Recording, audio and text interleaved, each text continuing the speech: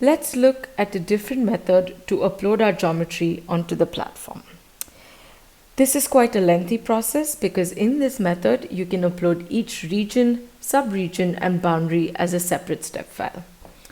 To add a new region to a case setup, you'll have to click on the plus sign next to the Regions tab.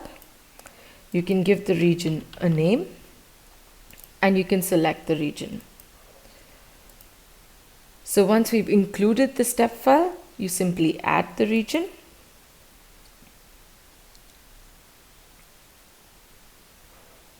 And after adding the region, you have the buttons to upload boundaries and sub-regions in the region settings window.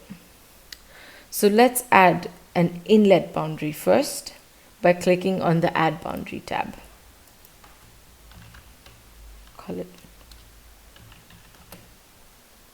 We select the boundary step file and we add the boundary.